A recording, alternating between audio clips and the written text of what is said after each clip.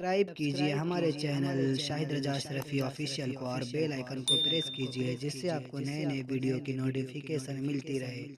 ناظرین السلام علیکم ورحمۃ اللہ وبرکاتہ۔ آج کا بیان حضرت مفتی سلمان اظہری کا بیان رہے گا کہ ایمان کی لذت اور ایمان کی مٹھاس کسے کہتے ہیں، تو پورا بیان ضرور سنیں اور اللہ سے دعا کریں کہ اللہ ہمیں نیک عمل کرنے کی توفیق عطا فرمائے۔ اور اگر آپ ہمارے چینل پر نئے ہیں تو ضرور سبسکرائب کر لیں، سپورٹ کریں، انشاءاللہ اللہ تعالیٰ اس کا اجر ضرور عطا کرے گا، کیونکہ یہ اسلامک چینل ہے اور اسلامک چینل کو سپورٹ کریں گے تو انشاءاللہ اللہ تعالیٰ ضرور اس کا اجر عطا کرے گا۔ تو چلیے بیان شروع کرتے ہیں، پورا بیان ضرور سنیں۔ مسلمان کے اندر آ جائیں تو وہ ایمان کی لذت اور اس کی مٹھاس محسوس کرے گا۔ ایمان کی لذت اور ایمان کی چاشنی، ایمان کی مٹھاس، یہ کیا ہے؟ بہت سارے لوگوں کو ایمان کی دولت تو نصیب ہے، آپ مسلمان ہیں، مومن ہیں، لیکن ایمان کی لذت کسے کہتے ہیں؟ ایمان کی چاشنی کیا ہے؟ وہ جس بندے کو مل جاتی ہے تو پھر وہ دنیا میں کسی اور چیز کی طرف نظر بھی نہیں کرتا۔ ظاہر سی بات ہے، جس کو لذت ملتی ہو کسی چیز میں، اس لذت والی چیز کو کوئی چھوڑ کے جاتا بھی نہیں۔ جس کو حضور پاک صلی اللہ تعالیٰ علیہ وسلم سے لگاؤ ہے، کسی کو کسی اور سے لگاؤ ہے، تو یہ تو آپ دیکھتے ہیں جس سے لگاؤ ہے اسی کے پاس رہنا وہ زیادہ پسند کرتا ہے۔ تو یہ لذت آج آپ کو ملی ہے کہ نہیں ملی؟ اب ہم کو یہ محسوس کرنا ہے ہم کس کیٹیگری میں ہیں، ایمان کی لذت ہمیں ملی کہ نہیں ملی اب تک، اور وہ تین چیزیں کیا ہیں؟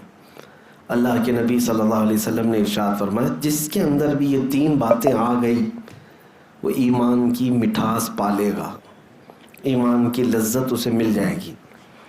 نمبر 1 فرماتے ہیں، سب سے پہلی چیز یہ ہے کہ دنیا میں وہ سب سے زیادہ اللہ اور اس کے رسول سے محبت کرتا ہو۔ پہلی چیز، اللہ اور اس کے رسول سے سب سے زیادہ محبت کرتا ہو، ایک چیز اس کے اندر یہ آنا چاہیے۔ سیکنڈ تھنگ، دوسری چیز کیا ہے؟ نبی پاک صلی اللہ تعالیٰ علیہ وسلم ارشاد فرماتے ہیں وَأَن يُحِبَّ الْمَرْءَ لا يُحِبُّهُ إِلَّا لِلَّهِ، کسی بھی آدمی سے دوستی کرتا ہے تو صرف اللہ کے لیے کرتا ہو۔ اس کی پوری دنیا میں تعلقات، اگر دل سے کسی سے تعلق ہے تو صرف اور صرف اس لیے ہے کہ اللہ تبارک و تعالیٰ کی رضا ہو۔ میرا آپ سے تعلق کس لیے ہے؟ آپ کا آپس میں بھی کسی کا کچھ تعلق ہوگا۔ کچھ تعلقات دنیا میں ایسے ہیں جو بے غرض ہیں، مقصد نہیں ہے اس کا، غرض یہ نہیں ہے کہ اس سے میں دوستی کروں گا، اس سے مجھے کچھ فائدہ ہے، نفع ہے۔ نفع اور یہ مقصد جس میں ہے اس دوستی کی بات نہیں کر رہا ہوں، خالص اللہ کے لیے جو دوستی کرتا ہے، خالص اللہ کے لیے، یہ عادت جس کے اندر ہوگی، دوسری چیز اس کے پاس آ گئی، ایمان کی لذت پانے والی چیز۔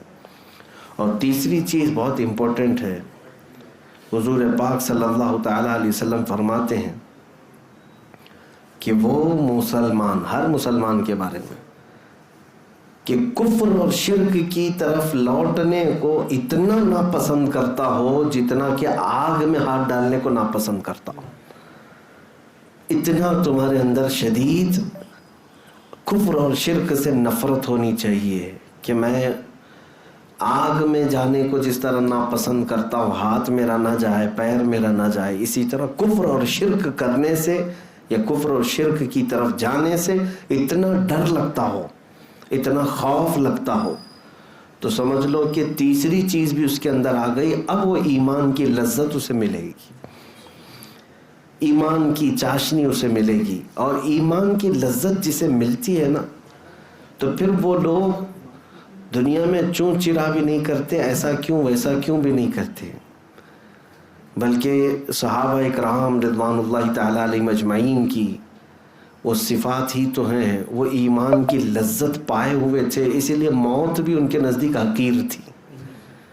ایمان کی چاشنی جسے مل جاتی ہے اس کے لیے تلواروں کی جھنکار کوئی معنی نہیں رکھتی، طوفان آندھیاں، سیلاب اس کے لیے کوئی معنی نہیں رکھتے. ایمان کی لذت جسے ملتی ہے. اور ایمان میں جب مکمل نہیں ہوتا تو ہر چیز سے خوف بھی رکھتا ہے. دیکھیں کچھ چیزوں کا خوف تو سب کو ہوتا ہے فطرت میں. اچانک سانپ آ گیا آپ ڈر گئے، کتا آ گیا آپ ڈر گئے، چوہا آ گیا آپ ڈر گئے، چھپکلی گر گئی آپ ڈر گئے. اس کو خوف نہیں کہتے، یہ خوف نہیں ہے. یہ اپنے آپ کو بچانا ہے اچانک آنے والی چیز سے. جیسے بہت تیز ابھی غبارہ پھٹ گیا تو آپ کے جسم کے اندر حرکت ہوگی کہ نہیں ہوگی؟ تو آپ کے چاہنے سے نہیں ہو رہی ہے، بے اختیار ہے. یہ فطرت میں ہے انسان کے. بھیانک آواز سے یا اچانک آنے والی چیز سے وہ تھوڑا سا سہم جاتا ہے. تو اس کو خوف نہیں کہتے، بلکہ میں جس خوف کی بات کر رہا ہوں وہ خوف ہے یہیں بیٹھے ہیں لیکن اب کیا ہوگا تب کیا ہوگا، اب کیا ہوگا تب کیا ہوگا. یہ جو خوف ہے ایمان کی لذت جسے ملتی ہے، یہ خوف اسے نہیں ہوتا. انہی کے لیے قرآن نے کہا ہے الا ان اولیاء اللہ لا خوف علیہم ولا هم يحزنون. بے شک اللہ کے دوست انہیں کسی بات کا خوف نہیں ہوتا اور نہ ہی آخرت میں کسی بات کا غم ہوتا ہے. تو خوف اور غم اگر نکالنا ہے تو یہ 3 چیزیں آنی چاہیے آپ کے اندر. پھر سے گن لو 3 چیزیں بہت ہی اہم ہیں. نمبر 1، پوری دنیا میں آپ کو سب سے زیادہ محبت اللہ اور اس کے رسول سے ہو، اللہ اور اس کے رسول سے محبت ہو. دوسری چیز ہے آپ کسی سے بھی دوستی کرتے ہیں، محبت کرتے ہیں تو صرف اللہ کے لیے کرتے ہو، اللہ کے لیے کرتے ہو. میرا رب راضی ہو اس کے لیے میں اس سے دوستی کیا ہوں، محبت مجھے اسی لیے ہے. تیسری چیز کفر و شرک میں لوٹنے کو سخت ناپسند کرتے ہو، جیسے آگ میں ہاتھ ڈالنے کو ناپسند کرتے ہیں. اب میں آپ سے سوال کرتا ہوں، اورلی جب کسی سے بھی پوچھا جائے تو یہ تینوں چیزیں ہر آدمی کہتا ہے میرے اندر تو ہے، میں دنیا میں اللہ اس کے رسول سے سب سے زیادہ محبت کرتا ہوں. آپ سب بھی محبت کرتے ہوں گے، جواب تو سب کا وہی ہے. دوسری چیز آپ یہ بھی کہیں گے کہ میں جس سے بھی محبت کرتا ہوں اللہ ہی کے لیے محبت کرتا ہوں، یہ بھی آپ کے اندر ہے، یہ بھی آپ کہہ دیں گے بھی جواب میں. تیسری چیز بھی اگر میں پوچھوں کیا کفر و شرک کی طرف لوٹنا پسند کرتے ہو، آپ کہیں گے ہرگز نہیں، میں سخت ناپسند کرتا ہوں. تینوں چیزیں تو ہیں آپ کے اندر. پھر کیا ایمان کی لذت اور چاشنی ملی کہ نہیں ملی؟ شاید وہ درجے کو نہیں پہنچے. اس کی وجہ میں بتاتا ہوں. زبانی کہہ دینا اور ہے لیکن عمل سے تمہارا ثابت کر کے دکھانا اور ہے. ہاں بندہ کہتا تو ہے کہ پوری دنیا میں اللہ اور اس کے رسول سے سب سے زیادہ محبت کرتا ہوں. میرے عزیزو، جس سے سب سے زیادہ محبت ہوتی ہے اس کی ہر بات کو تسلیم کیا جاتا ہے. دنیا کے عشق کا حال یہ ہے، دنیا کے مجازی عشق کا حال یہ ہے. لیلا کے گھر کے اطراف بہت سارے لوگ آ کر جمع ہو گئے تھے، میں بھی مجنوں. تو لیلا کی خادمہ نے کہا کہ کتنے مجنوں پال رکھے ہیں تو نے، وہاں تو بھیڑ ہے باہر. لیلا نے حلوہ پکایا اور خوبصورت اچھی لذت والا حلوہ، کہا کہ جاؤ میرا جو مجنوں ہے اسے حلوہ دے دو. خادمہ باہر لے کر کے آئی، لیلا نے حلوہ بھیجا ہے. مجنوں کون ہے؟ آپ یہ سمجھتے ہوں گے لیلا مجنوں خالی یہ محاورہ ہے، حقیقت میں ایک تاریخی پس منظر ہے. تاریخ میں اس کا وجود ہے، اس کے لیے پیش کر رہا ہوں. لیلا کا نام سلمہ ہے، مجنوں کا نام قیس ہے. تو لیلا نے جب یہ کہا خادمہ سے تو خادمہ آ کر باہر کہتی ہے بہت سارے مجنوں آ گئے، سبوں نے کہا میں مجنوں، سب حلوہ ہمیں دے دو. اور اس میں ایسا چھینا جھپٹی ہوئی کہ حلوہ سب میں ادھر ادھر ہو گیا.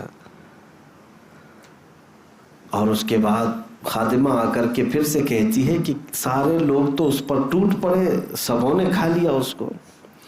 پھر لیلا نے کہا ایک چاقو چھری لے کر کے برتن لے کر باہر جاؤ، کہو کہ لیلا نے تمہارے بدن کا ایک ٹکڑا مانگا ہے،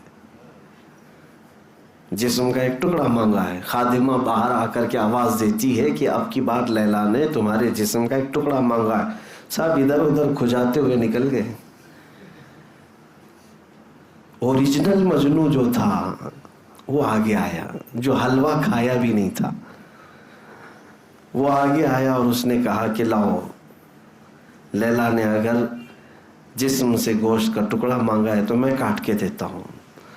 اس نے چاقو لے کر اپنے جسم کی کئی جگہوں سے گوشت کاٹنا شروع کیا اور سب اس نے رکھ دیا اور کہا کہ لیلا نے یہ نہیں بتایا کہ کس جگہ کا چاہیے۔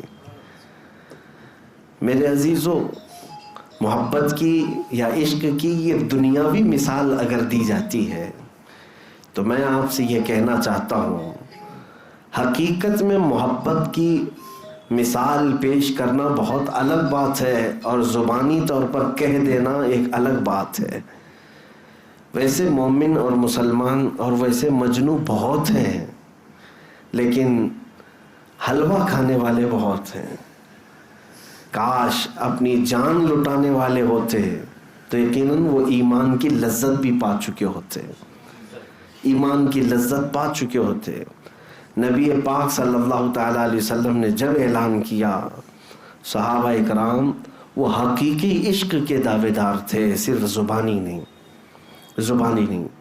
میں یہ تینوں پوائنٹ میں سے اگر پہلی ہی چیز پر بات کروں تو بہت لمبی گفتگو ہو جائے گی۔ خالی میں آپ سے ایک ہی چیز کا سوال کرتا ہوں، دنیا میں ہم کیا اللہ اور اس کے رسول سے سب سے زیادہ محبت کرتے ہیں؟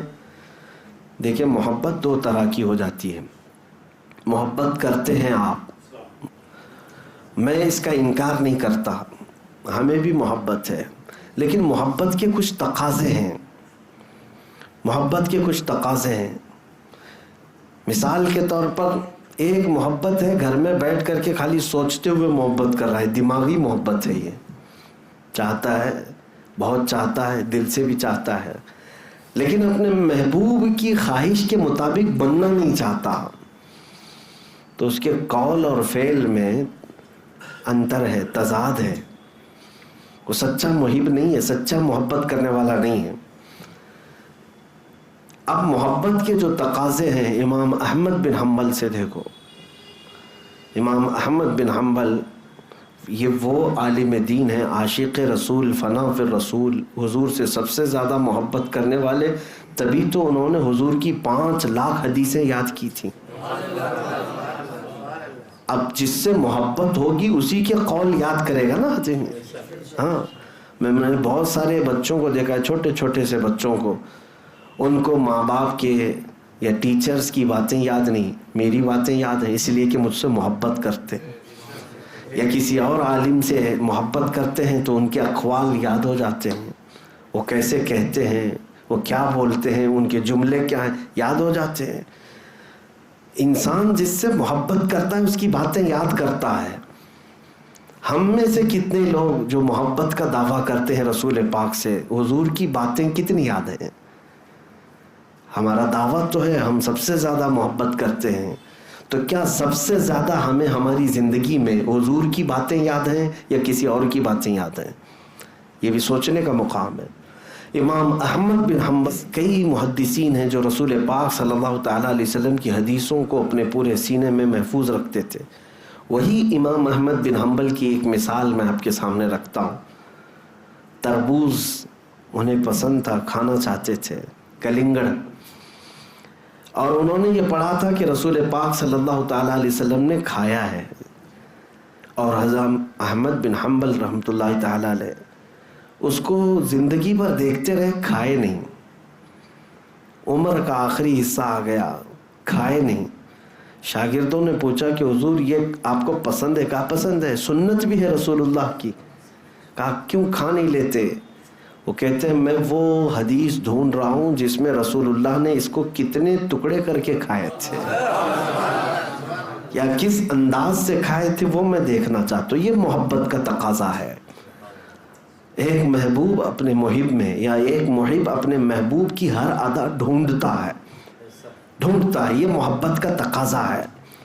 اور کوئی گھر میں بیٹھ کر کے ہی عاشق ہو گیا، گھر میں بیٹھ کر کے ہی محب ہو گیا، یا بڑے بڑے جلسوں میں نعرے لگا کر کے ہی عاشق ہے، تو میرے عزیزو یہ محبت کا تقاضا نہیں. محبت کا تقاضا تو یہ ہے، جنید بغدادی رحمۃ اللہ تعالی علیہ کے پڑوس میں ایک عیسائی کوئی رہتا تھا، حکیم تھا. وہ حضرت جنید بغدادی رحمۃ اللہ تعالی علیہ کے گھر سے جو نالی نکلتی تھی، اس نالی میں سے پیشاب وغیرہ جو بھی گھر کا ہوتا تھا وہ سب نکل جاتا تھا.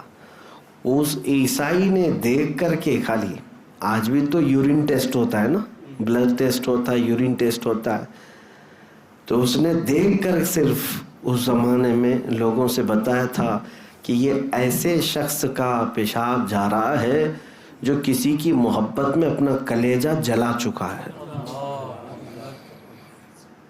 ہاں، حکیم دوسری مذہب کا، اس نے دیکھ کر محسوس کیا کہ جس کا دل یا جس کا کلیجہ جل چکا ہے یہ اس کا ہے. یورین ٹیسٹ سے تو بہت ساری چیزیں معلوم ہوتی ہیں، لیکن اس زمانے میں بھی لوگ پہچانتے تھے. اور اسی وجہ سے یہ وہ لوگ تھے جنہوں نے حضور کی محبت میں اپنے آپ کو فنا کر دیا تھا، اور پھر ان کو کہنے کا حق تھا کہ وہ عاشق رسول ہیں. اور دوسری بات، ان کو ایمان کی چاشنی ملتی بھی تھی، لذت بھی ملتی تھی. آپ اس درجے کو پہنچو کہ زندگی میں کوشش یہ کریں، ڈھونڈ کر کے میرے آقا کی اداؤں پر عمل کروں.